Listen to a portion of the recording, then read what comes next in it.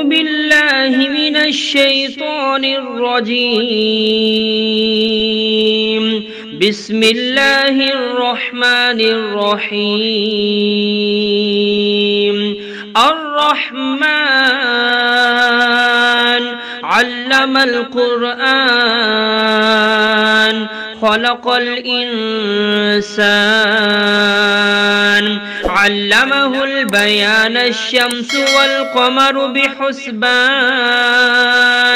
والنجم والشجر يسجدان والسماء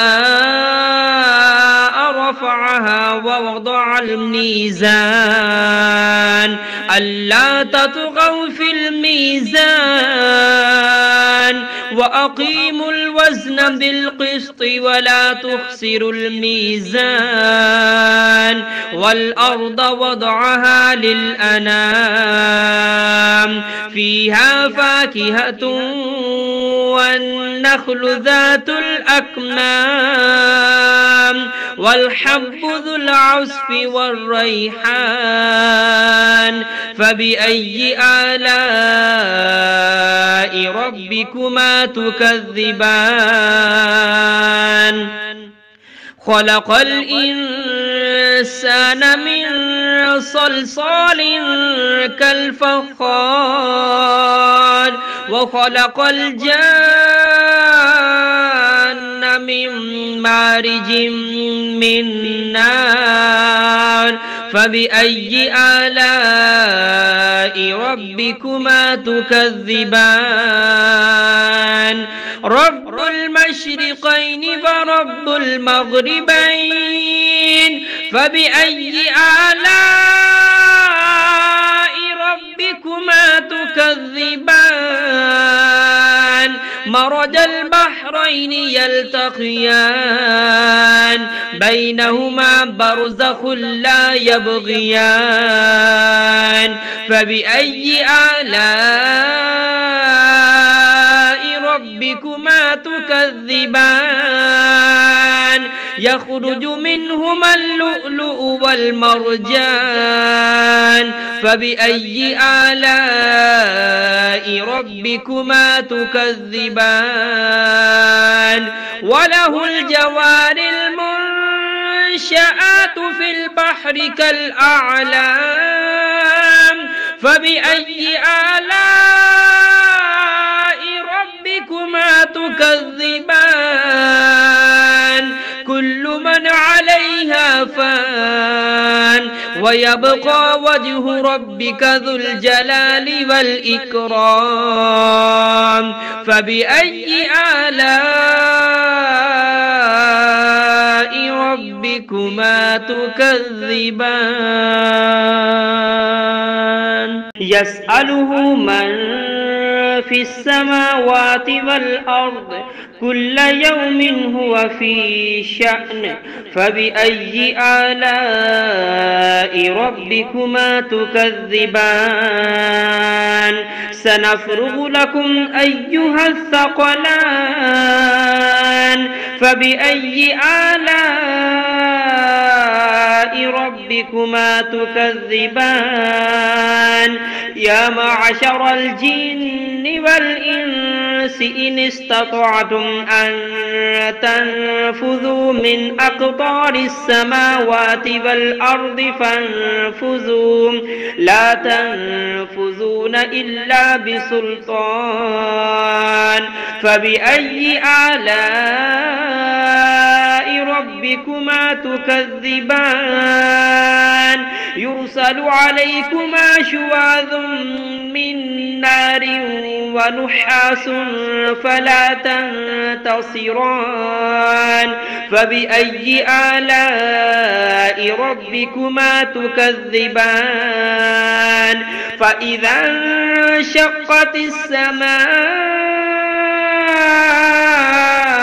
فكانت وردة كالدهان فبأي آلاء ربكما تكذبان فيومئذ لا يسأل عن ذنبه إنس ولا جان فبأي آلاء ربكما تكذبان يعرف المجرمون بسيماهم فيؤخذ بالنواسي والأقدام فبأي آلاء ربكما تكذبان هذه جهنم التي يكذب بها المجرمون يطوفون بينها وبين حميم آن فبأي آلاء ربكما تكذبان ولمن خاف مقام ربه جنتان فبأي آلاء ربكما تكذبان ذواتا أفنان فبأي آلاء ربكما تكذبان فيهما عينان تجريان فبأي آلاء ربكما تكذبان فيهما من كل فاكهة زوجان فبأي آلاء ربكما تكذبان متكئين على فرش بطائنها من استبرق وجنى الجنتين دان فبأي آلاء ربكما تكذبان فيهن قاصرات الطرف لم يطمثهن إنس قبلهم ولا جان فبأي آلاء ربكما تكذبان كأنهن الياقوت والمرجان فبأي آلاء ربكما تكذبان هل جزاء الإحسان إلا الإحسان فبأي آلاء ربكما تكذبان ومن دونهما جنتان فبأي آلاء ربكما تكذبان مدهامتان فبأي آلاء ربكما تكذبان فيهما عينان نضاختان فبأي آلاء ربكما تكذبان فيهما فاكهة ونخل ورمان فبأي آلاء ربكما تكذبان فيهن خيرات حسان فبأي آلاء ربكما تكذبان حور مقصورات في الخيام